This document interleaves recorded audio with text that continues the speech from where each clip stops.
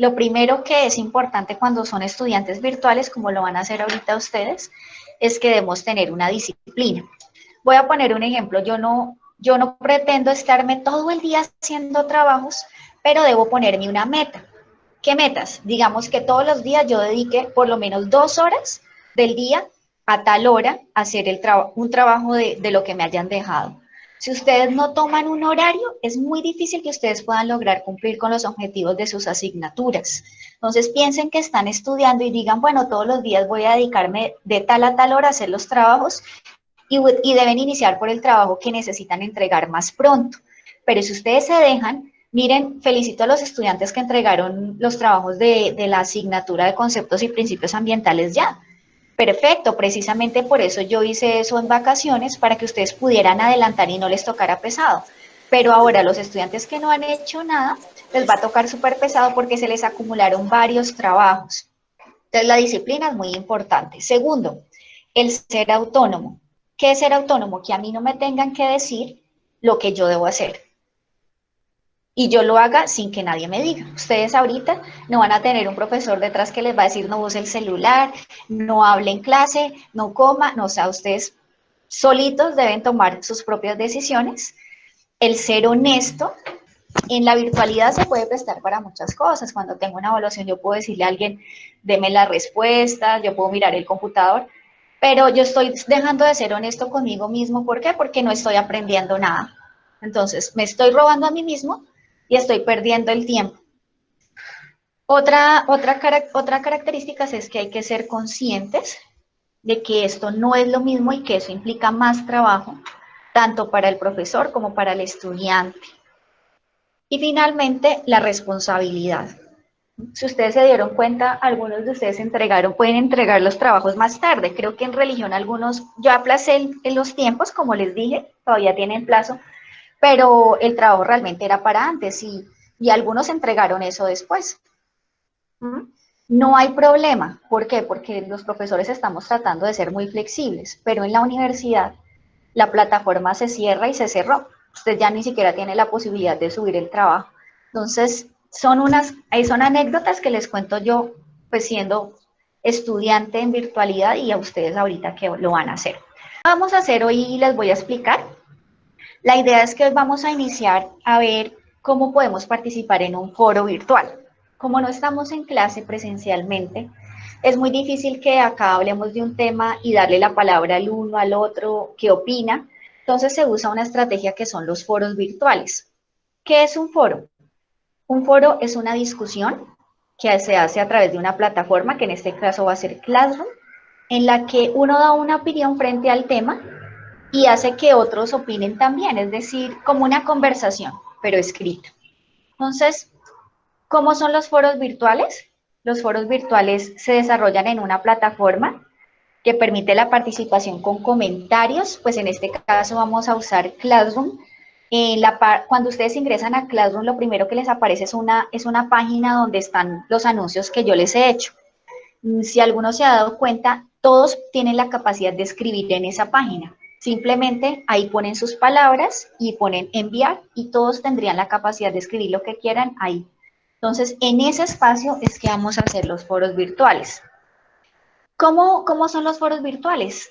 Todo foro o toda discusión inicia con una pregunta o varias preguntas. ¿Quién va a plantear las preguntas iniciales? Yo las voy a plantear como profesora.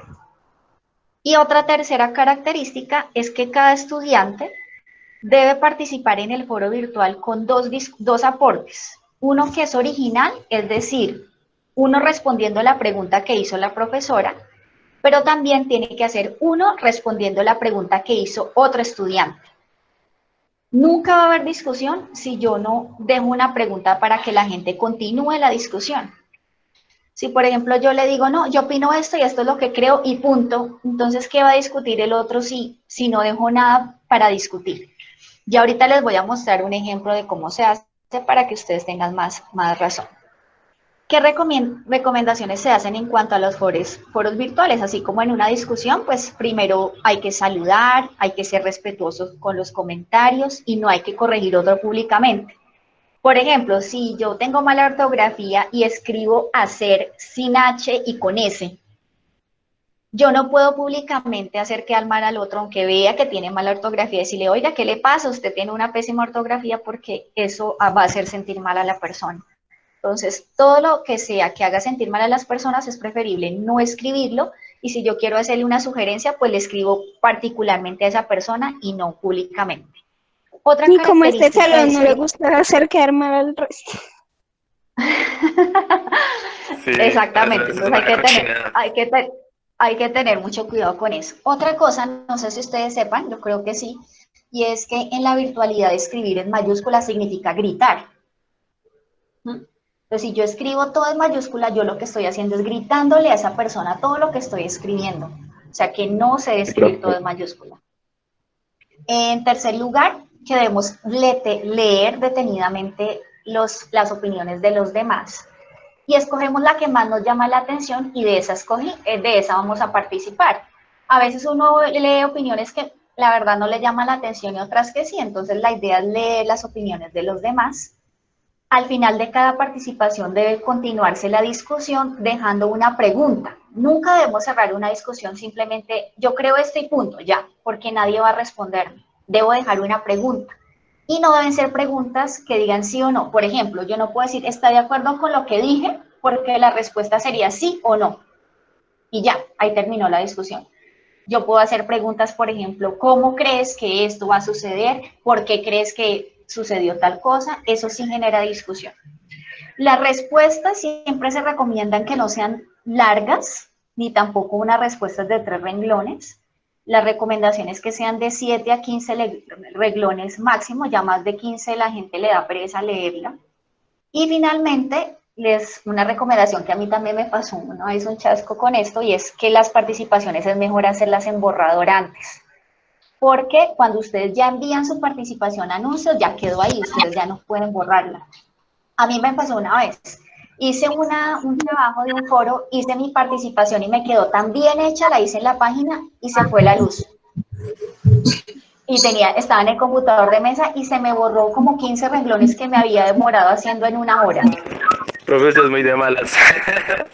Sí, no, pero eso a cualquiera le puede pasar, y entonces, A ¿qué mí me hace poquito tocó? me pasó Pues con el trabajo de religión. de mal genito me tocó. Era meterme, volver a hacerlo. Entonces es mejor que la hagan a borrador, sea en el cuaderno o en una hoja en Word antes, y la peguen ahí para que pues ustedes no tengan el peligro que se equivoquen o que se les caiga la página y se les borró todo lo que habían hecho. Entonces, ahora sí les voy a hacer un ejemplo, les voy a mostrar un ejemplo. En este ejemplo, la profesora o el profesor hizo una pregunta, que así se inician todos los foros. La pregunta dice así: ¿trabajo individual o trabajo grupal? ¿Qué es mejor? ¿Mm? Esa es la pregunta que inició la discusión. Y pues esta es la respuesta que yo di a esa pregunta. Entonces, salude, dice buen día para todos. Desde mi rol como docente considero que lo más enriquecedor que lo más enriquecedor es el trabajo grupal. Ahí me quedo mal. Aunque muchos de mis compañeros disfrutan hacer que sus estudiantes trabajen grupalmente para calificar menos trabajo, yo encuentro que el diálogo, el conocer las opiniones de otros, escucharlos, es un escenario de aprendizaje. Me gusta escuchar a las personas y creo que soy buena líder porque tengo la capacidad de ver las aptitudes que todos tienen. Así que cuando se trata de trabajo grupal, se me facilita distribuir muy bien las tareas de cada integrante.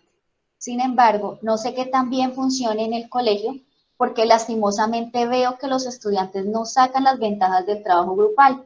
En sexto, en una ocasión me di cuenta que el trabajo grupal era: yo pago las copias y usted hace el trabajo. ¿Es esto justo? ¿Eso es trabajo grupal? ¿Por qué creen que los estudiantes del colegio no saben trabajar en equipo? Saludos, profe Diana. ¿Mm?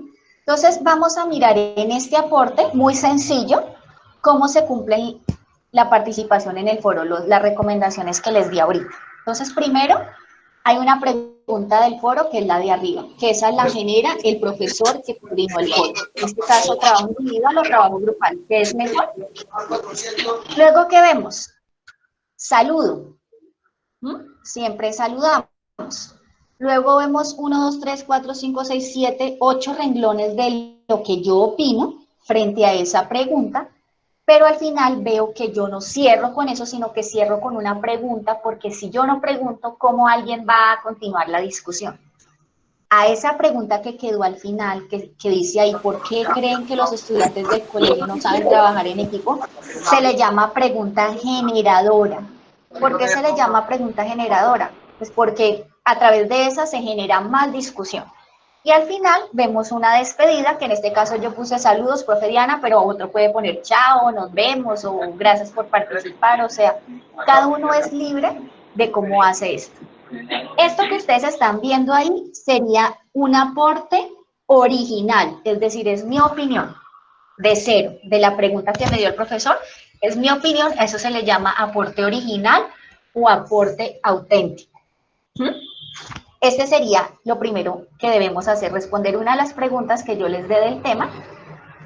Eso sería un aporte original. Vuelvo a decir, ¿qué partes tiene? Saludo, mi opinión, una pregunta que dejo al final cuya respuesta no puede ser sí o no. Por ejemplo, yo podría haber colocado, ¿usted les gusta trabajar en grupo? Y ya la respuesta es sí o no, y no hay más discusión. ¿Qué más van a decir? Pues esa no me sirve. Tiene que ser por qué, cómo, qué sientes, o sea, que genere más discusión. Ahora la pregunta se las hago a ustedes. No sé, me gustaría saber si ustedes, para ustedes, ¿qué les parece mejor, el trabajo individual o el trabajo grupal? Pero uno por uno, profe, porque después no escucha nada. No, el que quiera, por ahí unos tres. El individual. Bueno, María, Me ¿y por parece que qué? es mejor el grupal. A mí se me hace que es mejor el grupal. Bueno, entonces Alejandro, María ¿no quiere creo que fue nadie? la que dijo individual, Grupal. ¿cierto? Yo también digo Válido individual. individual. Digo Profe, Y yo individual. alguien digo que que diga individual. individual, alguno de ustedes. Apaguen los micrófonos. Él me dice por qué. No, Bueno, Yo también. dilo. Voy. Esperen. porque si en un trabajo individual puedes conocer las capacidades de esa persona en particular. Y muchas veces nosotros dispersamos demasiado, porque somos un grupo muy unido. Lo que pasa es que al estar todos juntos, o pues el grupo, nos dividimos mucho y empezamos a hablar de otras cosas y no nos ponemos de acuerdo en realmente lo que es el trabajo. Entonces, al ser individual, ya estar más centrados en lo que vamos a hacer y sabemos que es un trabajo que es realmente nuestra responsabilidad. En cambio, cuando estamos en grupo, es más difícil. Listo, María, muchas gracias. ¿Alguien que defienda el trabajo grupal? Yo, profe, yo. Bueno, listo.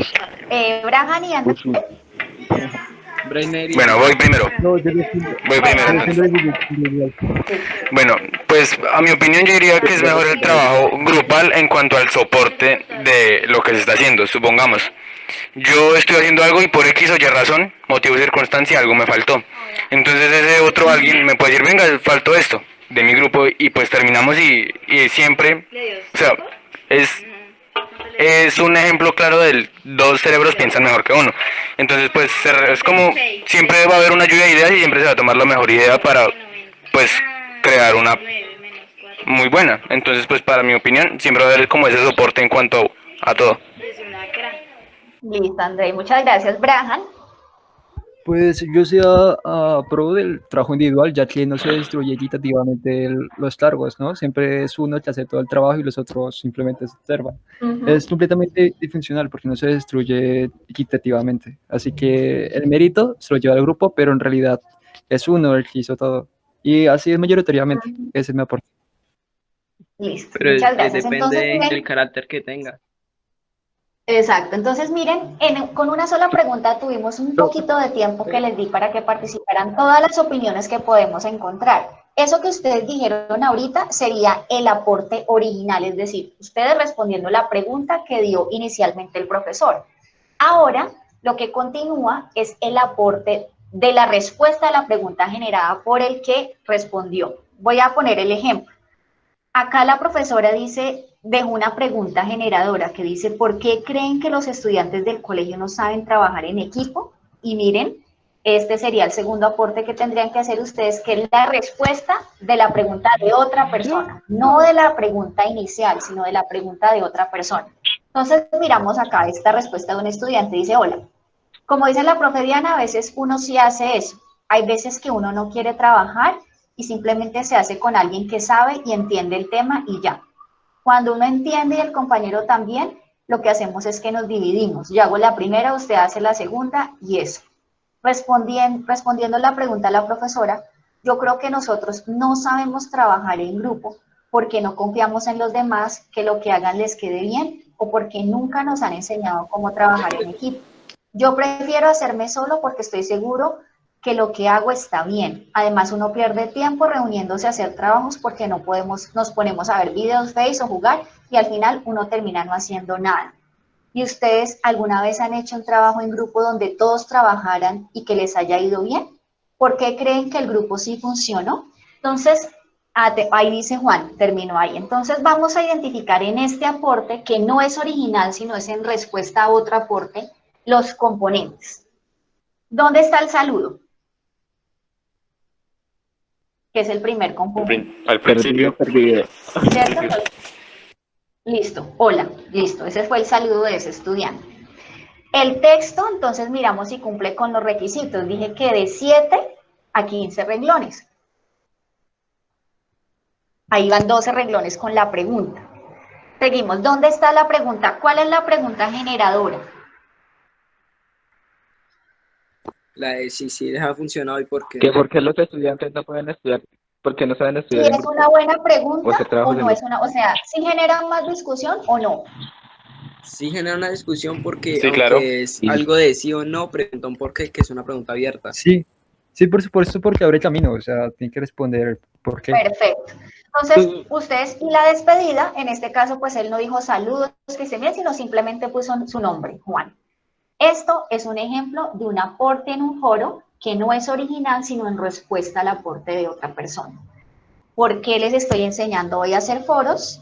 Porque la idea es que el trabajo de esta semana, que va a ser realmente muy sencillo para ustedes, y que lo voy a tener en cuenta dentro de la valoración del ser como participación, es que a partir de un documental que vamos a ver, esto ustedes puedan hacer, yo voy a hacer unas preguntas, ustedes escojan una de esas preguntas que voy a hacer, que mañana voy a poner en Classroom, y deben hacer 2 aportes de esas preguntas.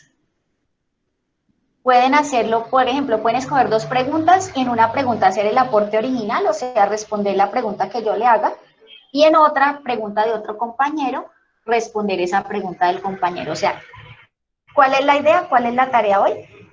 Bueno, la tarea que van a desarrollar esta semana es participar en un foro que va a estar en Classroom a partir de mañana. Yo voy a colocar allí unas preguntas, ustedes escogen las preguntas que les gusten y mínimo, no significa que tengan que hacer solo 2, pueden hacer más aportes. Deben hacer 2 aportes. Uno original, como este que les mostré, que es directamente respondiendo la pregunta de la profesora, y otro que es respondiendo la pregunta de otro compañero. Pero miren que en todos los foros hay que cumplir los mismos requisitos. Saludo, mi opinión, la respuesta, si es un foro que es respuesta de otro compañero, pues debo responder esa pregunta y todos los foros deben terminar con una pregunta generadora, es decir, una pregunta que genere más discusión. ¿Cómo vamos? ¿Qué vamos a usar para eso? Pues la idea es que vamos a ver un documental o una charla. No sé si ustedes han escuchado de Jane, una señora que duró toda su vida dedicada al estudio de los chimpancés, que es muy Sí, famosa. antropóloga, sí. No sé si la han Sí, yo sí escuchado. la conozco, yo sí la conozco. Listo, entonces resulta que, pues me imagino que todos saben que hoy es el Día de la Tierra, ¿cierto? Hoy es 22 de abril, hoy es el Día de la Tierra, y pues la idea es que no pasemos por alto este día tan especial y vamos a hacer lo siguiente. Pueden tener 2 opciones. Para quienes tienen en su casa los canales de National Geographic o Nat Geo Wild, cualquiera de esos 2 canales, para esos estudiantes que tienen ese canal, hoy se va a dar a las 8:30 o a las 9 de la noche, en algunas de esas 2 horas no recuerdo bien, esto van a dar un documental de ello. voy a mostrarles pues algo del tráiler de ese canal, no van a escuchar obviamente sonido, pero pues para que más o menos se hagan idea de qué es.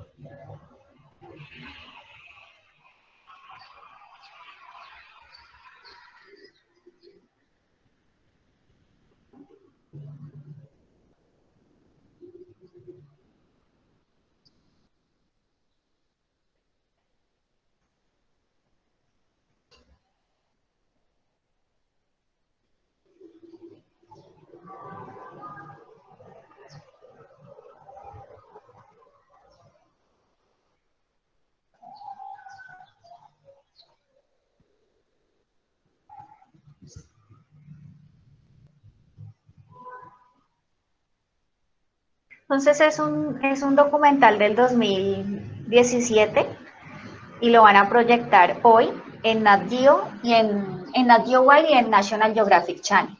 Entonces la idea es que quienes tienen acceso lo vean hoy, y quienes no tienen acceso, lo que van a ver es una conferencia que ella dictó el año pasado, si no estoy mal, en España.